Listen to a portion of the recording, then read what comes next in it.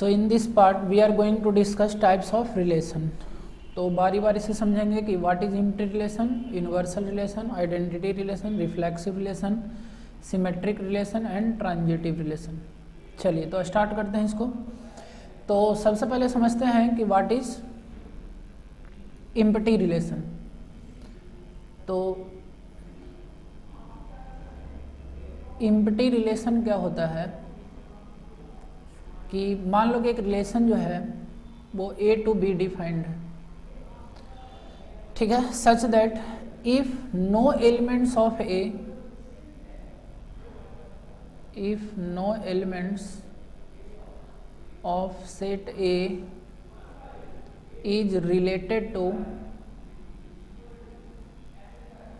set B, then this relation is known as empty relation। ठीक है, A का कोई भी एलिमेंट B के साथ रिलेटेड नहीं होना चाहिए, तो इसको हम बोलेंगे empty relation। चलिए एग्जांपल से समझते हैं। सपोज दैट एक सेट A है 1 2 3 और सेट B है 4 5 6। R is a relation defined from set A to B such that x plus y equal to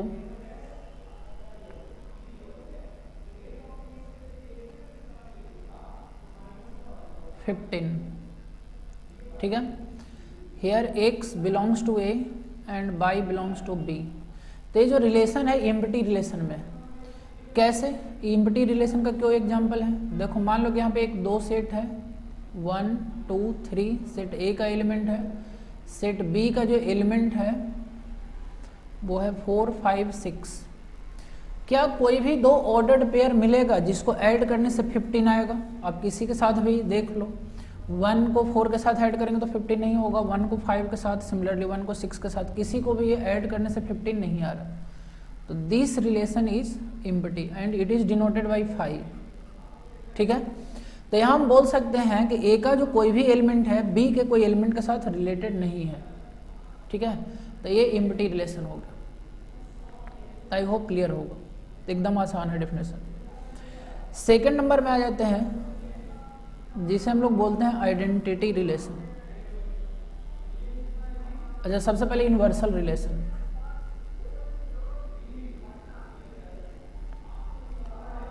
तो सबसे पहले समझते हैं यूनिवर्सल रिलेशन। यूनिवर्सल रिलेशन क्या होता है कि अगर मान लो कि एक रिलेशन है A to B, if each element of set A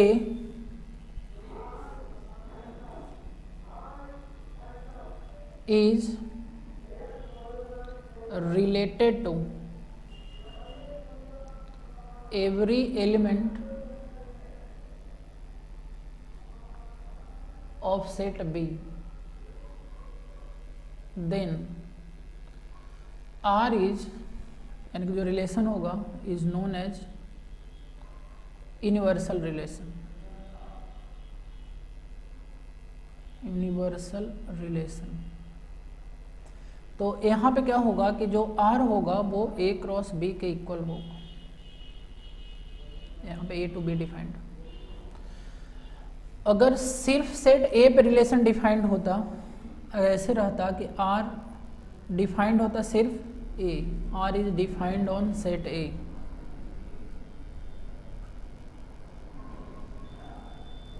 defined on set A, then तब R को हम बोलते हैं कि R A क्रॉस A अगर हो जाए तो A R कैसा रिलेशन होगा? यूनिवर्सल रिलेशन होगा। चलो एग्जाम्पल समझते हैं।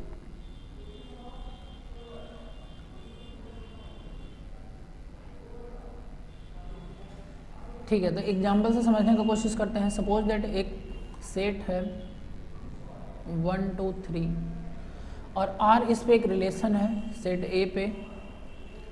तो यहाँ पे सपोज दैट x और y में रिलेशन है such that x plus y ये दोनों को ऐड करने से लेस देन और इक्वल टू 6 आ रहा है। x y क्या है? तो बिलोंग्स टू सेट A। ठीक है, एरो डायग्राम से भी समझ सकते हो। चलो यहाँ पे एरो डायग्राम बनाने की कोशिश करते हैं। एक रिलेशन जो set A to set A में डिफाइंड, ये रिलेशन यहाँ पे है 1 2 3 1 2 3। तो यहाँ पे अगर देखोगे कि x plus y less than equal to 6 आना चाहिए, तो यहाँ पे देखेंगे कि 1 का रिलेशन 1 के साथ भी होना होगा, क्योंकि 1 प्लस 1 जो है 6 से छोटा होगा। 1 का रिलेशन 2 के साथ भी होगा, 1 का रिलेशन 3 के साथ भी होगा। सिमिलरली 2 का रिलेशन 1 के साथ भी होगा, 2 का रिलेशन 2 के साथ भी होगा एंड 2 का रिलेशन 3 के साथ भी होगा। 3 का रिलेशन 1 के साथ भी होगा, क्योंकि 3 plus 1 is less than 6, 3 plus 2 is also less than or equal to 6 and 3 plus 3 is also less than or equal to 6, equal का भी साइन। तो यहाँ पे हम क्या देख रहे हैं कि A का जो प्रत्येक एलिमेंट है B के इसका जो प्रत्येक एलिमेंट है इसके प्रत्येक एलिमेंट के साथ रिलेटेड है, ठीक है। ऐसे भी समझ सकते हो कि अगर आप A क्रॉस A बनाते ऑर्डर्ड पेयर, तो 1 2 3 का ऑर्डर्ड पेयर या कार्टेशियन प्रोडक्ट 1 2 3 के साथ बनाना पड़ता, और इसके अंदर क्या क्या आता है, तो आंसर है 1 1 1 2 1 3 2 1 2 2 2 3। सिमिलरली 3 का ऑर्डर्ड पेयर 1 के साथ 3 1 3 2 3 3। और रिलेशन में अगर लोगे तो ये सारा का सारा एलिमेंट रिलेशन के अंदर भी आ जाएगा, ये सारा का सारा एलिमेंट रिलेशन के अंदर आ जाएगा। तो यहाँ हम बोल सकते हैं कि R जो है इक्वल है A क्रॉस A का, ठीक है। तो if R equal to A cross A या R equal to A cross B, अगर A टू B डिफाइंड होगा तो A cross B, then relation is known as inverse relation. चलिए एक एग्जांपल और ले लेते हैं तो बेटर समझ में आ जाएगा।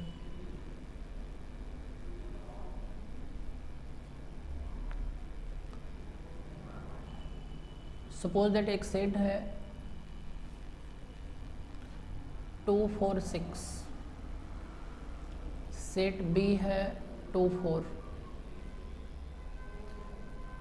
R is a relation defined from set A to B such that x by and such that x plus by equal to even number, ठीक है। x और y का समेशन इवन नंबर होना चाहिए। x belongs to A, y belongs to B। तो यहाँ पे अगर A क्रॉस B आप लिखोगे तो ऑर्डर्ड पेयर बनाओगे तो 2 2 2 4 बनेगा, फिर 4 2 4 4 बनेगा, 6 2 6 4 बनेगा। और according to this relation x plus y should be even number. तो यहाँ देख लो 2 प्लस 2 भी आएगा, इसमें इवन नंबर होगा, 2 और 4 भी आएगा, ये भी दोनों को ऐड करेंगे तो इवन नंबर आएगा, 4 2 इवन नंबर आएगा, 4 4 भी इवन नंबर होगा, 6 2 भी इवन नंबर होगा एंड 6 4 भी इवन नंबर होगा। Then you can see R equal to A cross B। Arrow diagram से हम देख सकते हैं कि इसका ईच एलिमेंट जो है इसके प्रत्येक एलिमेंट के साथ रिलेटेड है। 2 का रिलेशन 2 के साथ भी मिल रहा है और 2 का रिलेशन 4 के साथ भी मिल रहा है। सिमिलरली 4 का रिलेशन 2 के साथ भी मिल रहा है और 4 का रिलेशन 4 के साथ भी मिल रहा है। सिमिलरली 6 का भी रिलेशन 2 के साथ मिल रहा है एंड 6 का रिलेशन 4 के साथ मिल रहा है। तो this is universal relation. Next में आते हैं आइडेंटिटी रिलेशन। आइडेंटिटी रिलेशन, तो आइडेंटिटी रिलेशन में क्या होता है कि मान लो कि कोई रिलेशन एक सेट पे डिफाइंड है x, y, ठीक है। तो इस केस में y और x हमेशा इक्वल होना चाहिए, सिर्फ यही प्रेजेंट होना चाहिए, y equal to x only लिख सकते हो, only x and y, x equal to y present होना चाहिए। मान लो कि x और y कोई सेट A का एलिमेंट है जिसपे रिलेशन डिफाइंड है, ठीक है। ऐसे भी इसको डिनोट करते हैं, आई ए से डिनोट करते हैं। मान लो कि एक रिलेशन आइडेंटिटी रिलेशन है, सेट ए पे डिफाइंड है, तो आई ए से डिनोट करते हैं, और इसके अंदर क्या होना चाहिए, ए और ए होना चाहिए, ठीक है। A belongs to set A. Better लिख सकते हो for all a belongs to set A. जैसे एग्जाम्पल, जैसे मान लो कि एक सेट है ए जिसके अंदर ए बी सी, और इस रिलेशन में आएगा मान लो ए कॉमा ए, B comma B, C comma सी। तो जो इनपुट है वही आउटपुट है, जो इनपुट है वही आउटपुट है, जो इनपुट है वही आउटपुट है। तो इसीलिए ए आइडेंटिटी रिलेशन, आइडेंटिटी रिलेशन, ठीक है। तो यहाँ पे ध्यान रखना होगा कि x इक्वल टू बाई होना चाहिए, और इसके अलावा कोई और अगर एलिमेंट प्रेजेंट है तो वो आइडेंटिटी में नहीं होगा। जैसे example r equal to suppose that ले लेते हैं a b b c c, और इसके अलावा अगर a b भी प्रेजेंट है तो this is not identity relation. क्यों? क्योंकि जो आइडेंटिटी रिलेशन है उसमें a और b हमेशा इक्वल होना चाहिए, इसके अलावा कोई और एलिमेंट प्रेजेंट नहीं होना चाहिए, एक एक्स्ट्रा एलिमेंट प्रेजेंट, इसलिए आइडेंटिटी रिलेशन में नहीं आएगा। तो this is not identity relation, ठीक है। तो आई होप समझ में आ गया होगा। अच्छा, इसके अलावा मान लो कि इस सेट ए पर, इस सेट पर एक और रिलेशन ले लेते हैं, suppose that R equal to सिर्फ ए और ए, इसमें बी और सी सी प्रेजेंट नहीं है, तो इसका भी आंसर होगा कि this is not identity relation, ये आइडेंटिटी रिलेशन नहीं होगा, क्योंकि इसमें बी सी सी नहीं होना चाहिए, ये तीनों एलिमेंट प्रेजेंट होना चाहिए, तो उसको हम बोलते हैं आइडेंटिटी रिलेशन, ठीक है। यहाँ पे ठीक, तो आई होप ये समझ में आ गया होगा आइडेंटिटी रिलेशन। नेक्स्ट में आते हैं,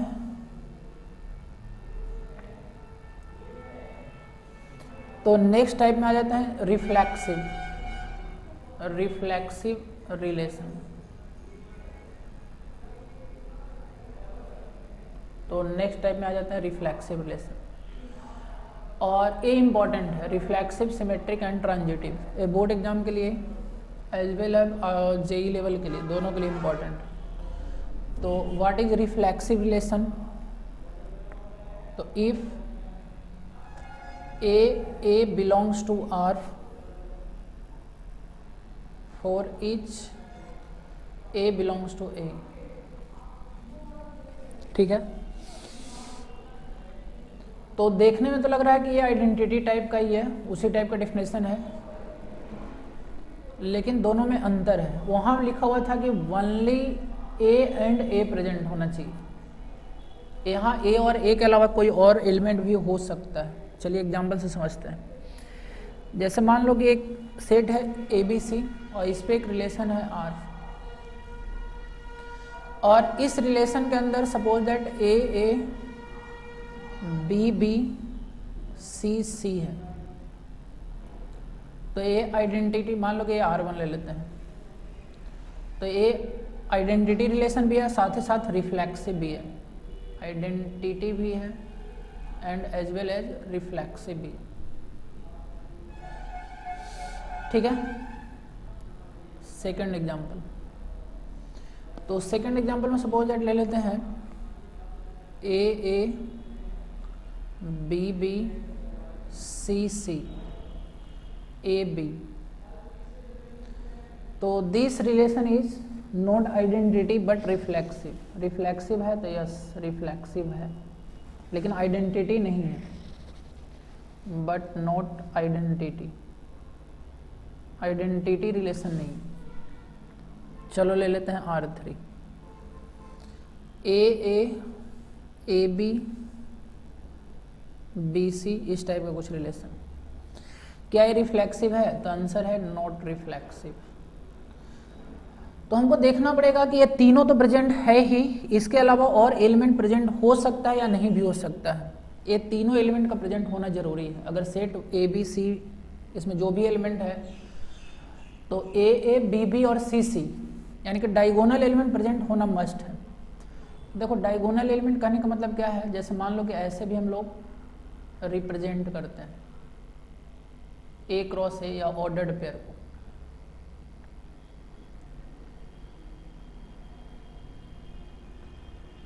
तो मान लो यहाँ पे है ए बी सी, और इसी तरह से यहाँ पे ले लेते हैं ए बी और सी। अच्छा, एक मिनट दिखाते हैं। डायगोनल एलिमेंट का मतलब क्या है यहाँ पे समझना। जैसे कि यहाँ पे एक सेट लिए थे ए बी सी, तो ए क्रॉस ए को हम दिखाने के लिए इस तरह से मैट्रिक्स फॉर्म बोलते हैं इसको, यहाँ पे ऐसे दिखा सकते हैं।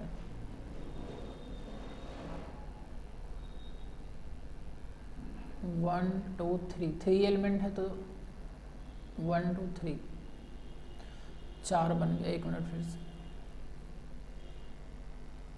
चलो फिर से लिख लेते हैं ए बी सी, और 1 2 3 कॉलम बन गया। इधर से भी 1 2 3 कॉलम बन गया। तो यहाँ पे लिख लो ए बी सी, यहाँ लिख लो ए बी सी, और ऑर्डर्ड पेयर बनाओ यहाँ पे।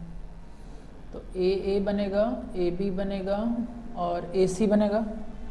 सिमिलरली यहाँ पे B A B B B C, फिर सी ए सी बी और सी सी।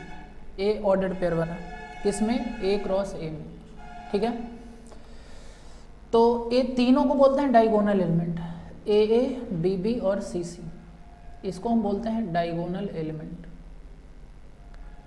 Diagonal elements. ठीक है, और बाकी जो बचा ए बी ए सी ये सब non diagonal elements.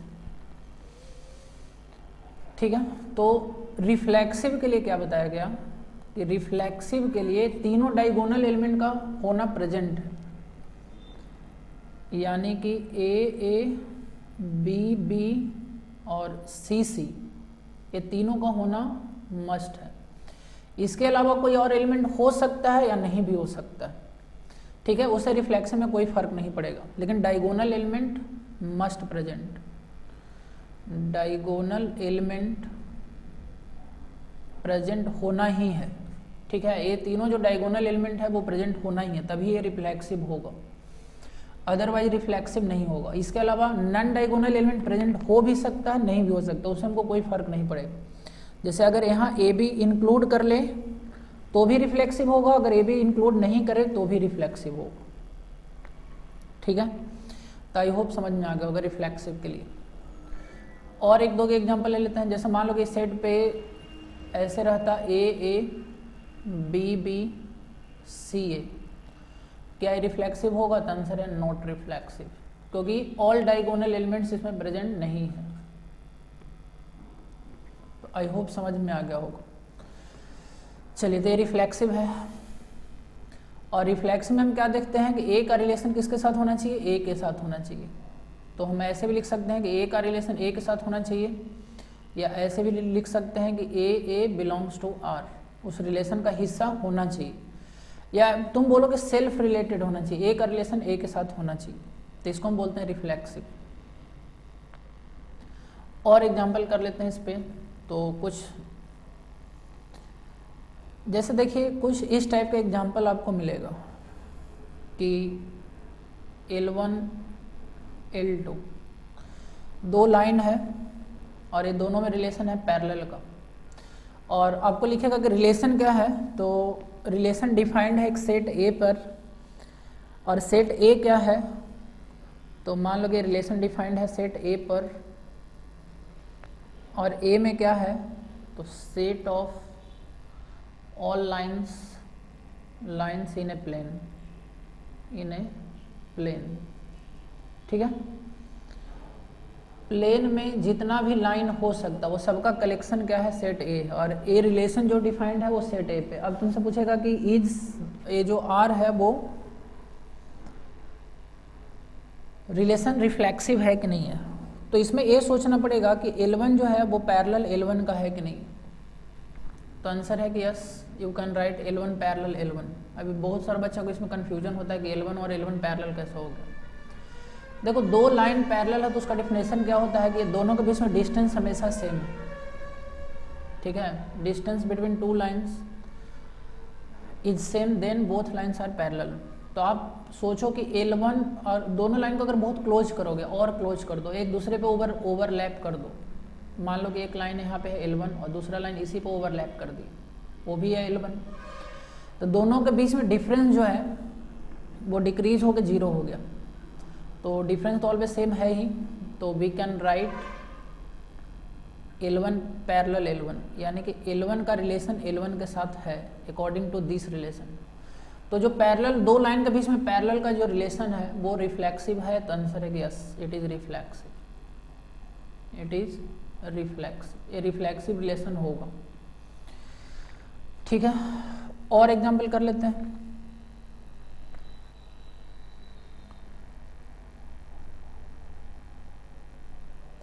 Suppose that ऐसे सोचो कि मान लो कि एक रिलेशन है R, दो ट्रायंगल के बीच में रिलेशन है, ठीक है, ट्रायंगल 1 कन्ग्रुएंट, ट्रायंगल 2 कन्ग्रुएंट हो या सिमिलरिटी का कंसेप्ट हो, यहाँ सिमिलरिटी भी हो सकता है, आप चेक कर सकते हो। तो आपको सोचना होगा कि क्या ट्रायंगल 1 कन्ग्रुएंट ट्रायंगल 1 लिख सकते हैं, क्या ऐसे आप लिख सकते हो कि ट्रायंगल ABC कन्ग्रुएंट है ट्रायंगल ABC के, तो आंसर है कि यस यू कैन राइट। कन्ग्रुएंसी का जो मतलब डिफिनेशन है उसको ये क्या वायलेट कर रहा है, तो आंसर है कि नहीं कर रहा है। कोरस्पॉन्डिंग साइड सेम है, यहाँ ए बी है तो यहाँ भी ए बी है, कोरस्पॉन्डिंग साइड इक्वल होना चाहिए और कोरस्पॉन्डिंग एंगल भी इक्वल होना चाहिए, तो यहाँ पे ए है तो यहाँ भी ए लिखा हुआ है, एंगल भी सेम है और कोरस्पॉन्डिंग साइड भी इक्वल है, तो ऐसा आप लिख सकते हो। यानी कि ट्रायंगल 1 का रिलेशन ट्रायंगल 1 के साथ मिल सकता है, तो यस मिल सकता है, तो इसीलिए जो कन्ग्रुएंसी है ये रिफ्लेक्सिव है, तो आंसर है कि यस है। रिफ्लेक्सिव का डेफिनेशन यही है कि ए का रिलेशन ए के साथ होना चाहिए, इसके अलावा कुछ और प्रेजेंट है उससे कोई लेना देना नहीं। ऐसा हो सकता है कि एक ट्रायंगल ABC के कन्ग्रुएंट दूसरा ट्रायंगल भी हो जाए, तो उससे लेना देना नहीं है, हमको देखना है कि ये खुद के साथ रिलेटेड है कि नहीं है, तो ये क्या होगा, रिफ्लेक्सिव होगा। ठीक है, इसी तरह से अगर यहाँ सिमिलरिटी का भी कंसेप्ट होता, ट्रायंगल 1 सिमिलर ट्रायंगल 2, तो ये भी रिफ्लेक्सिव होता, आंसर यस कि ये इट इज रिफ्लेक्सिव। तो आई होप समझ में आ गया होगा। ठीक है, तो नेक्स्ट आ जाते हैं नेक्स्ट कंसेप्ट पे, जो हम लोग समझेंगे सिमेट्रिक रिलेशन। अच्छा, इसमें एक फॉर्मूला बनता है नंबर ऑफ रिफ्लेक्सिव रिलेशन का, उसको हम लोग बाद में डिस्कस कर लेंगे। सबसे पहले टाइप्स ऑफ रिलेशन डिस्कस कर लेते हैं, तो जो नेक्स्ट वीडियो बनाएंगे उसमें number of reflexive relation, number of symmetric relation और एंटी सिमेट्रिक रिलेशन भी होता है, वो सब हम लोग डिस्कस करेंगे। ठीक है, तो आगे आने वाला जो वीडियो है उसको आप देख सकते हो, तो उसमें सारा का सारा कंसेप्ट डिस्कस करेंगे। तो सबसे पहले समझ लेते हैं कि सिमेट्रिक रिलेशन क्या है। तो सिमेट्रिक रिलेशन क्या होता है, तो इसका डेफिनेशन ऐसे बनेगा कि if A B belongs to R, ठीक है, implies B A belongs to R for all A B belongs to set A. मान लो कि एक रिलेशन डिफाइंड है सेट ए पर, ठीक है, तो इसमें हमको चेक करना होगा कि अगर ए बी रिलेशन आर का हिस्सा है तो बी ए भी प्रेजेंट होना चाहिए। अगर ए बी जो है इस रिलेशन का हिस्सा है तो बी ए भी प्रेजेंट होना चाहिए, तो वो सिमेट्रिक रिलेशन होगा। एग्जाम्पल से समझते हैं, जैसे मान लो कि एक सेट है जिसमें ए बी सी लिखा हुआ है, तो इसमें एक रिलेशन आर है, मान लो कि ए फिर ए बी फिर बी ए। क्या ये रिलेशन जो है सेट ए पे सिमेट्रिक है कि नहीं है, तो आंसर है कि yes it is symmetric, it is not reflexive but symmetric, symmetric relation तो है। क्यों सिमेट्रिक रिलेशन है, देखो यहाँ ए बी है तो इसका उल्टा मतलब बी ए भी प्रेजेंट है, ए बी प्रेजेंट है तो बी ए का होना मस्ट है। चलो और एग्जांपल करते हैं तो समझ में आएगा। मान लो कि ए है, बी बी है। अच्छा, इसका उल्टा करने से तो कोई फर्क नहीं पड़ेगा, ए का उल्टा करेंगे तो ए ही होगा, बी का उल्टा करेंगे तो बी ही होगा, तो इसको कोई फर्क नहीं पड़ेगा। Suppose that a be present है, बी ए प्रेजेंट है, बी सी प्रेजेंट, तो क्या ये रिलेशन सिमेट्रिक है? तो सारा कंडीशन को चेक करना होगा। अगर एक कंडीशन भी वायलेट किया तो ये सिमेट्रिक नहीं होगा। जैसे देखो ए है तो इसका उल्टा है, बी है तो इसका भी उल्टा बी ही होगा, तो वो है ही। ए बी है, इसका उल्टा है, तो यहाँ तक तो कोई प्रॉब्लम नहीं है। लेकिन यहाँ पे प्रॉब्लम है, बी सी प्रेजेंट है इस रिलेशन के अंदर, B C belongs to R, but C B A R से बिलोंग नहीं कर रहा है, तो ए नॉट सिमेट्रिक। मतलब कोई एक कंडीशन को भी वायलेट कर दे तो ये सिमेट्रिक नहीं होगा। ठीक है, तो आई होप क्लियर होगा। चलो और ले लेते हैं एग्जाम्पल। जैसे इसी सेट पे ले रहे हैं, मान लो यहाँ पे सेट है ए बी सी। इस रिलेशन में मान लो ए बी बी और सी ए बी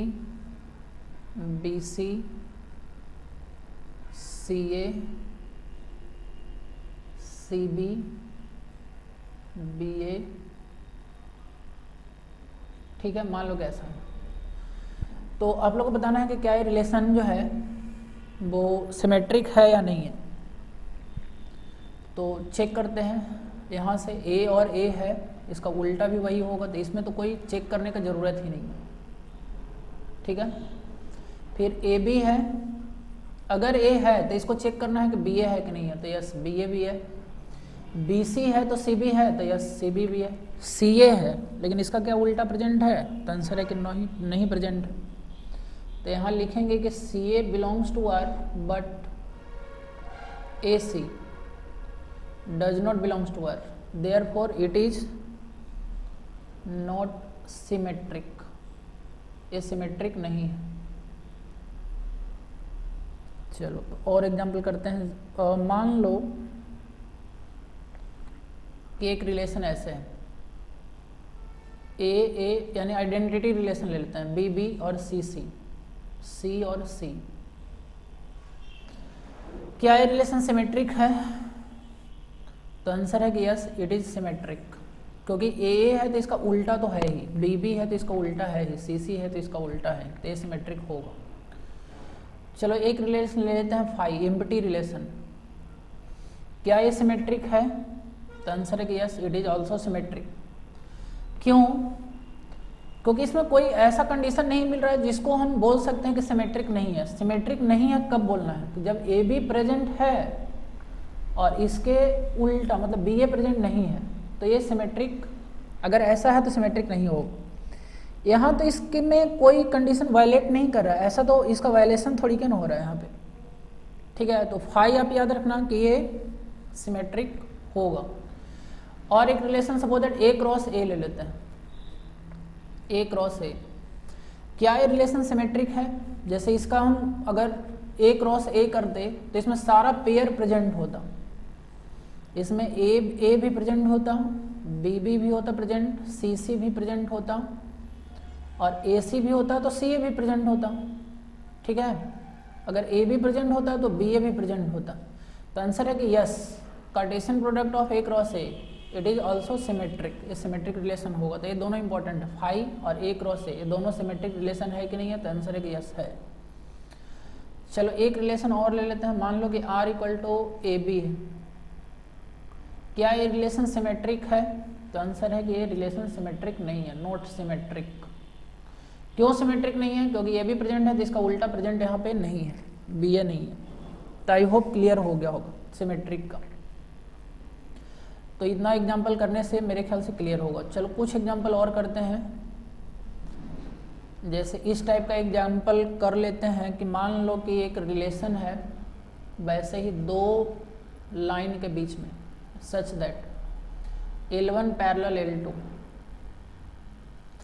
तो क्या ये रिलेशन सिमेट्रिक है? क्या हम ऐसे लिख सकते हैं कि if L1 parallel L2 then L2 parallel L1? अगर दो लाइन पैरेलल है L1 एंड L2 तो हम ऐसे लिख सकते हैं कि हम बोल सकते हैं कि L1 पैरेलल L2 है तो L2 भी पैरेलल L1 का है, तो आंसर है कि यस बोल सकते हैं। ठीक है, तो इसका मतलब क्या होगा कि अगर L1 रिलेशन L2 के साथ है तो इससे हम कंक्लूजन निकाल सकते हैं कि L2 का भी रिलेशन L1 के साथ है, तो आंसर है कि yes it is symmetric relation है। इसी तरह से मान लो कि एक रिलेशन दो लाइन के बीच में है और ये लाइन कोई भी प्लेन में सारा लाइन का कलेक्शन पे रिलेशन डिफाइंड है। मान लो कि यहाँ L1 परपेंडिकुलर L2 ले लेते हैं, तो क्या ऐसा बोल सकते हैं कि L1 perpendicular L2 then we can also write L2 perpendicular L1? तो आंसर है yes we can write. So this relation is also reflexive नहीं, सिमेट्रिक। ठीक है, और रिफ्लेक्सिव के बारे में इसको सोच सकते हो, क्या रिफ्लेक्सिव में L1 परपेंडिकुलर L1 लिख सकते हैं? तो आंसर है कि नहीं लिख सकते हैं, ऐसा नहीं लिख सकते हैं। पैरेलल में लिख सकते हैं लेकिन परपेंडिकुलर में नहीं लिख सकते हैं, तो इट इज नॉट रिफ्लेक्सिव, लेकिन सिमेट्रिक है। चलो कुछ एग्जांपल और कर लेते हैं ताकि कंसेप्ट तुम लोग का क्लियर हो जाए। सपोज दैट एक रिलेशन है, अच्छा कन्ग्रुएंसी वाला जैसे रिफ्लेक्शन में किए यहाँ पे भी होगा, सिमेट्रिक भी होगा, क्योंकि आप लिख सकते हो कि ट्रायंगल 1 कन्ग्रुएंट ट्रायंगल 2, तो triangle 2 is also congruent to triangle 1, ऐसा लिख सकते हैं। चलो एक दो एग्जांपल और करते हैं। मान लो कि x y में रिलेशन है, ठीक है, suppose that x plus y equal to 4, तो क्या ये रिलेशन, अब मान लो कि x और y कोई इंटीजर है, तो आंसर है कि ये क्या रिलेशन सिमेट्रिक है?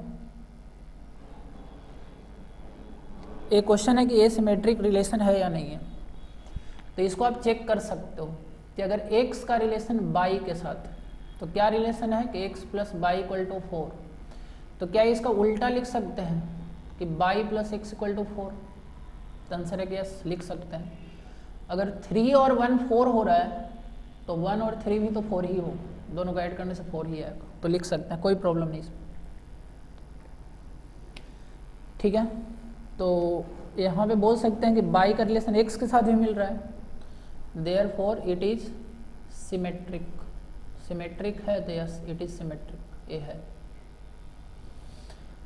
अच्छा मान लो कि अगर यहाँ पे डिफरेंस होता x y relation such that x minus y equal to 4 होता, ठीक है, x बाई मान लो कि इंटीजर का हिस्सा है, तो क्या ये रिलेशन सिमेट्रिक होता? क्या ये रिलेशन सिमेट्रिक होता? सोचो कि क्या x minus y equal to 4 है तो y minus x equal to also 4 होगा। अगर x माइनस बाई 4 है तो y माइनस एक्स तो माइनस 4 हो जाएगा। जैसे समझो 4 और मान लो कि 9 इस रिलेशन का हिस्सा है, ठीक है, अच्छा ऐसे नहीं, 9 4 ले लेते हैं, 9 4 बिलोंग्स टू R लिख सकते हैं, क्योंकि 9 माइनस 9 और 5 ले लेते हैं, 9 माइनस 5 4 होगा। तो क्या 5 और 9 इस रिलेशन का हिस्सा है? तो आंसर है कि नहीं है। क्यों नहीं है? क्योंकि 5 माइनस 9 तो माइनस 4 हो जाएगा। तो आंसर है कि हम ऐसा नहीं लिख सकते, ठीक है। अगर एक्स वाई जो है रिलेशन का हिस्सा है तो बाई एक्स रिलेशन का हिस्सा नहीं है, इसलिए this relation is not symmetric. तो इस टाइप से आपको चेक करना होगा कि सिमेट्रिक है कि नहीं है। तो आई होप आप लोगों को समझ में आ गया होगा सिमेट्रिक के बारे में, ठीक है। तो नेक्स्ट टाइप में आ जाते हैं जिसको हम लोग बोलते हैं ट्रांजिटिव रिलेशन। तो ट्रांजिटिव के बारे में समझ लेते हैं। ट्रांजिटिव रिलेशन, तो ट्रांजिटिव रिलेशन क्या होता है? देखो ट्रांजिटिव रिलेशन में आपको ऐसे देखना होगा कि if A B belongs to R and B C belongs to R, अगर ए बी रिलेशन का हिस्सा है और बी सी रिलेशन का हिस्सा है, और ये दोनों को बोलते हैं ट्रांजिटिव पेयर। ए बी और बी सी मिला के बनाता है ट्रांजिटिव पेयर, मतलब ऐसे है कि ए से बी पे गया और बी से फिर सी पे जा रहा है। अगर इस टाइप से बन रहा है तो इसको ट्रांजिटिव पेयर बोलते हैं। और इससे अगर A B belongs to R and B C belongs to R है, और इससे कंक्लूजन मिल जाए कि ए सी भी उस रिलेशन का हिस्सा है, ठीक है, यानी ए और सी भी इस रिलेशन का हिस्सा है, then we can say R is transitive, ठीक है। तो यहाँ पे ऐसे भी लिख सकते हैं कि for all A B C belongs to, कोई सेट से बिलोंग करना चाहिए। चलिए इसका एग्जाम्पल करते हैं, एग्जाम्पल से ज़्यादा बेटर क्लियर होगा। चलो एग्जाम्पल करते हैं तो समझ में आएगा। तो हमको ध्यान ये देना है कि अगर ए बी जो है वो आर से बिलोंग कर रहा है, साथ ही साथ अगर बी सी आर से बिलोंग कर रहा है, तो ए सी भी आर से बिलोंग करना होगा। ये ट्रांजिटिव के लिए अगर इसको सेटिस्फाई कर रहा है, अगर कहीं इसको वायलेट कर रहा है तो ट्रांजिटिव में नहीं होगा, अगर वायलेशन नहीं हो रहा है तो ट्रांजिटिव बिल्कुल होगा, ठीक है। चलो एग्जाम्पल से समझते हैं तो ज़्यादा क्लियर होगा। ट्रांजिटिव का जैसे मान लो कि ट्रांजिटिव के लिए एक सेट ले लेते हैं ए बी सी, मान लो कि एक सेट ले लेते हैं यहाँ पे ए बी सी, ठीक है। और मान लो कि यहाँ पे इस पे एक R1 एक रिलेशन है, तो किस टाइप से रिलेशन है, suppose that a B b a और बी बी, मान लो किस टाइप से रिलेशन है। तो इसको चेक करना कि क्या ट्रांजिटिव है कि नहीं है। तो सबसे पहले देखना कि ट्रांजिटिव पेयर बन रहा है। ट्रांजिटिव पेयर अगर बन रहा है और ए अगर नहीं आया तब तो ए ट्रांजिटिव नहीं होगा, और अगर आ गया तो ट्रांजिटिव होगा। चलो देखते हैं हम यहाँ पे देखो ए बी बी पे खत्म हुआ, ए बी से शुरू हुआ, तो यस ट्रांजिटिव पेयर बना। देखो ए बी पे खत्म हुआ, बी से यहाँ पे एक ए बी है और एक बी ए है, ये दोनों में कॉमन हो जा रहा है, ऐसे समझो, तो ट्रांजिटिव पेयर बना। तो इसका मतलब ए और ए भी प्रेजेंट होना चाहिए। तो देख लो यहाँ पे ए और ए भी प्रेजेंट है, तो इसका वायलेशन नहीं हुआ। और चेक कर लेते हैं, जैसे मान लो कि यहाँ पे यहाँ से शुरू करते हैं, ठीक है, यहाँ से शुरू किए, कोई ज़रूरी नहीं कि यहाँ से ही शुरू करना है, कहीं से भी शुरू कर सकते हो। जैसे मान लो कि बी ए, तो B A belongs to R है, और ए पे जब खत्म हो रहा है, ए पे खत्म हो रहा है, तो हमको देखना है कि ए से शुरू होने वाला कोई है, तो आंसर है कि यहाँ पे है। तो हम लिख सकते हैं कि A B belongs to R. तो क्या बी और बी रिलेशन में प्रेजेंट है कि नहीं है, तो आंसर है कि यस प्रेजेंट है। तो इसीलिए यस इट इज ट्रांजिटिव। अब सुनो, मान लो कि ऐसा रिलेशन रहता कि ए बी, बच्चा इसे में गलती करता है, बी ए और ए होता, मान लो कि ये रिलेशन रहता, तो क्या ये ट्रांजिटिव होता।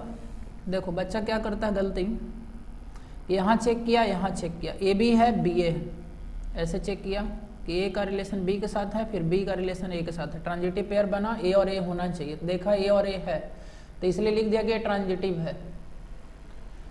लेकिन ये ट्रांजिटिव नहीं है। क्यों नहीं है, क्योंकि तुम यहाँ से लेके तो तुम चेक कर लिया, लेकिन तुम एक कंडीशन को तुम छोड़ दिया, यहाँ से तुम नहीं शुरू किया। अगर बी ए है एंड ए पे खत्म हुआ, तो ए से शुरू करने वाला यहाँ पे तो है ए बी है, हर तरह से चेक करना होगा। तो यहाँ पे बी का रिलेशन बी के साथ भी तो होना चाहिए था, जो कि नहीं है, तो इसीलिए ट्रांजिटिव नहीं है। कोई भी एक कंडीशन को वायलेट करेगा तो वो ट्रांजिटिव में नहीं आएगा, ये ध्यान देना है। तो ये इसमें बच्चा ना बहुत गलती करता है, देखो और एग्जाम्पल करवाते हैं तुम लोग। चलो नेक्स्ट एग्जाम्पल करते हैं, जो आइडेंटिटी रिलेशन है। जैसे मान लो कि एक सेट ए है, इसमें ए बी सी, अब इस पे मान लो कि ए बी बी और सी सी है, सी सी, जो कि आइडेंटिटी रिलेशन है। तो क्या ये रिलेशन ट्रांजिटिव है? तो अब यहां सुनना, ट्रांजिटिव है कि नहीं इसके लिए समझो, क्या कोई ट्रांजिटिव पेयर बन रहा है, मतलब क्या कोई ऐसा पेयर बन रहा है कि ए से बी, बी से सी, ऐसा कुछ, ए बी पे जा रहा है, बी सी पे जा रहा है। तो देख लो यहाँ पे, जैसे ए है, फिर ए से स्टार्ट होने वाला कोई है और, तो आंसर है कि नहीं है, तो कोई ट्रांजिटिव पेयर नहीं बना। फिर इसी तरह से मान लो कि यहाँ पे बी चेक किए, बी और बी है, तो बी पे खत्म हुआ, तो बी से शुरू होने वाला कोई और है, तो और तो कोई है नहीं इसके अलावा। तो सी और सी है, तो आंसर है कि यहाँ ट्रांजिटिव पेयर नहीं बना। तो जब ट्रांजिटिव पेयर बना नहीं तो वायलेशन ही नहीं होगा, तो आंसर है कि यस इट इज ट्रांजिटिव। देखो इसका ट्रांजिटिव नहीं होने के लिए ना ये वायलेशन होना चाहिए कि A B belongs to R है और B C belongs to R है और ए सी बिलोंग्स, उसको उल्टा करके सोचना कि अगर ये नहीं है तो ट्रांजिटिव नहीं है, और अगर ये दोनों पेयर बना ही नहीं तो यस ट्रांजिटिव में आएगा। क्योंकि हम कैसे बोल सकते हैं कि ये वायलेट कर गया, ट्रांजिटिव का जो रूल है उसको वायलेट कर गया। अगर ये दोनों पेयर नहीं बना तो ट्रांजिटिव में आएगा, एकदम कंफर्म सुन लो, ट्रांजिटिव में आएगा।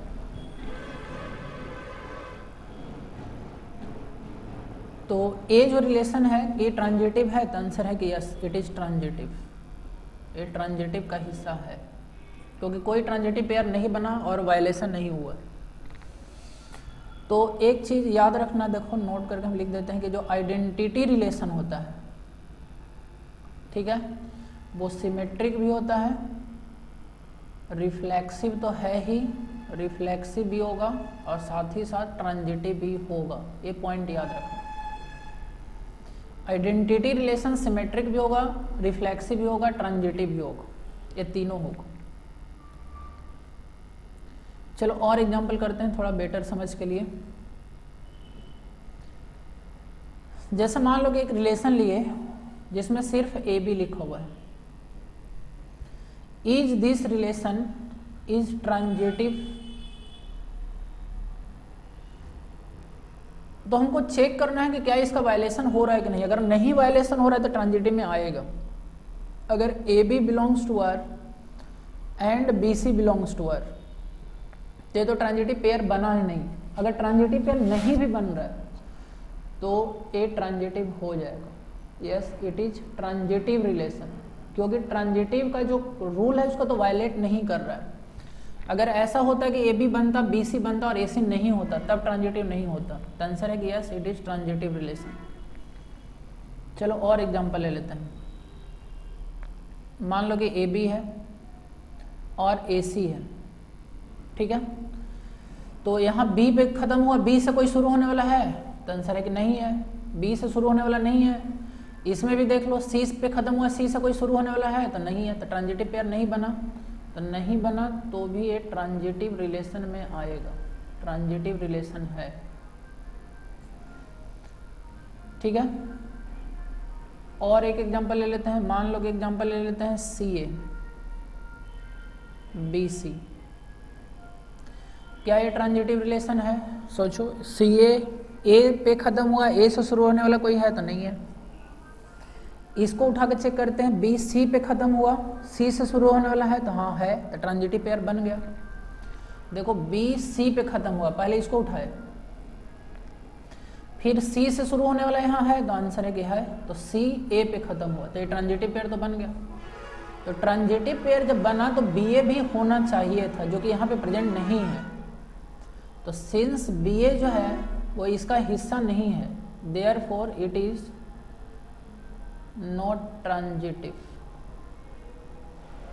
ऐसा चेक करना होगा। फाई के बारे में तुम लोग को क्या आइडिया? फाई अगर रहेगा, क्या ये ट्रांजिटिव है? तो आंसर है कि यस इट इज ट्रांजिटिव, क्योंकि यहां पे कोई भी ट्रांजिटिव पेयर नहीं बन रहा है। जब नहीं बन रहा है तो वायलेशन नहीं हो रहा है, और वायलेशन नहीं हो रहा है तो ट्रांजिटिव में होगा। चलो, तो इतना क्लियर है। तो इस टाइप से हो गया।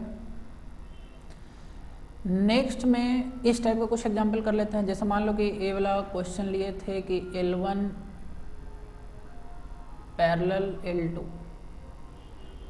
ठीक है, ये जो रिलेशन है क्या ट्रांजिटिव बनाएगा? तो हम ऐसे चेक करेंगे कि अगर L1 पैरेलल L2 है एंड L2 पैरेलल L3 है तो क्या हम लिख सकते हैं कि L1 पैरेलल L3? तो आंसर है कि यस, लिख सकते हैं L1 पैरेलल L3। कैसे? देखो, एक लाइन है यहाँ पे L1, एक लाइन यहाँ पे है L2 और एक लाइन यहाँ पे है L3। तो अगर L1 जो है पैरेलल है L2 के और L2 पैरेलल है L3 के, मतलब कहने का मतलब ये दोनों के बीच में डिस्टेंस हमेशा इक्वल है। मान लो कि ये 5 हमेशा आ रहा है, ये दोनों के बीच में डिस्टेंस भी हमेशा इक्वल है, मान लो कि हमेशा 2 आ रहा है। तो L1 और L3 के बीच में डिस्टेंस हमेशा 7 ही तो होगा, यानी कि L1 पैरेलल L3 लिख सकते हैं। तो आंसर है कि यस, लिख सकते हैं। तो आंसर है कि जो पैरेलल का रिलेशन है वो ट्रांजिटिव होगा, ट्रांजिटिव होगा।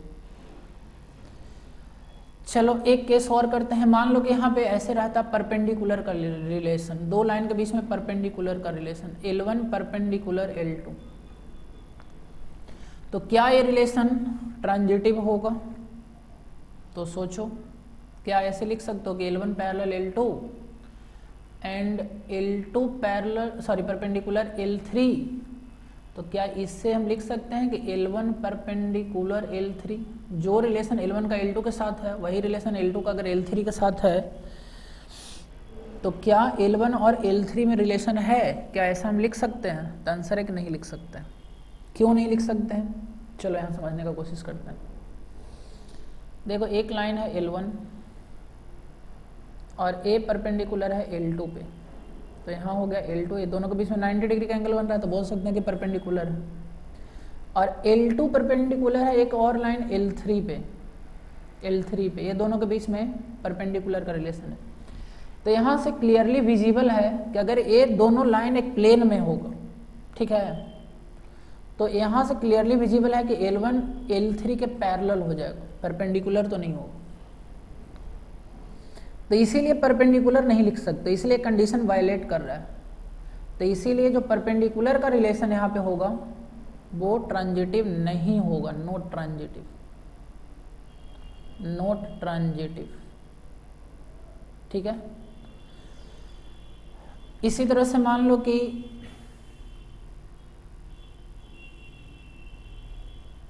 कन्ग्रुएंसी का रिलेशन देख लो।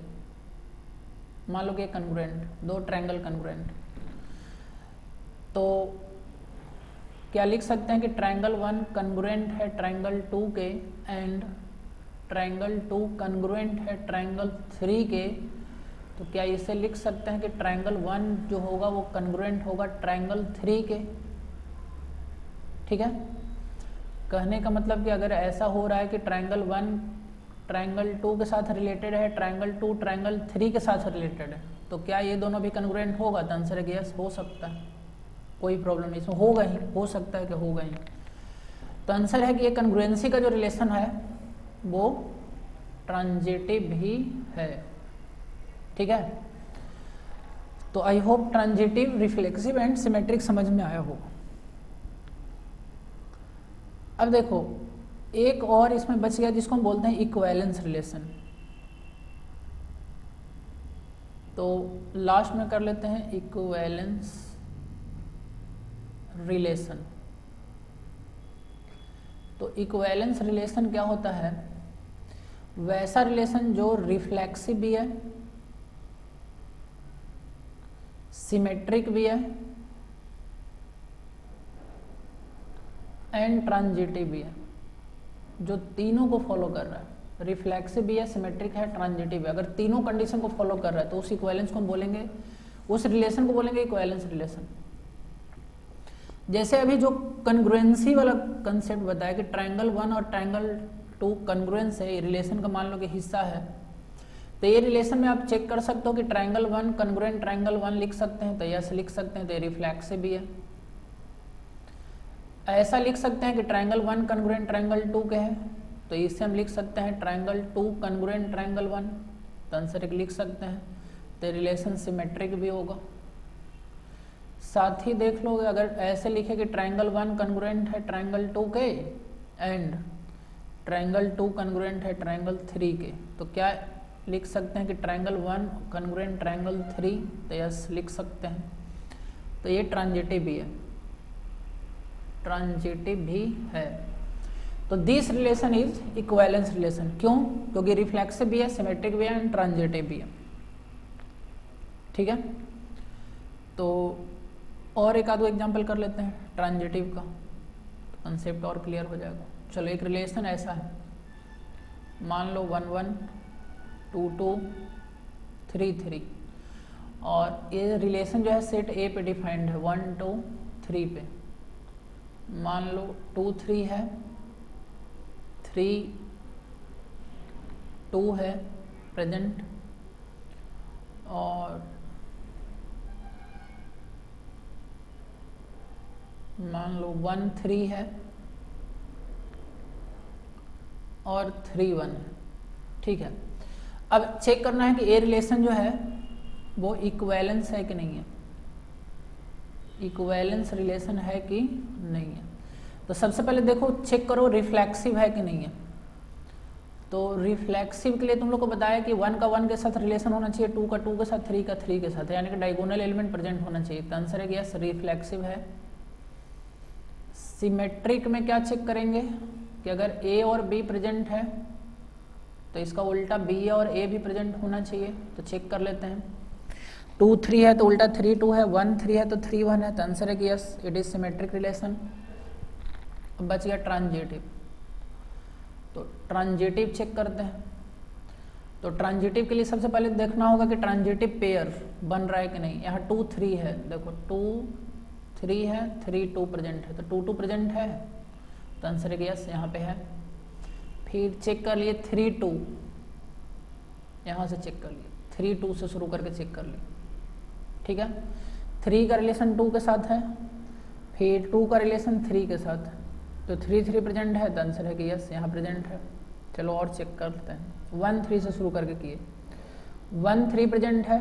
3 पे शुरू होने वाला कौन कौन है?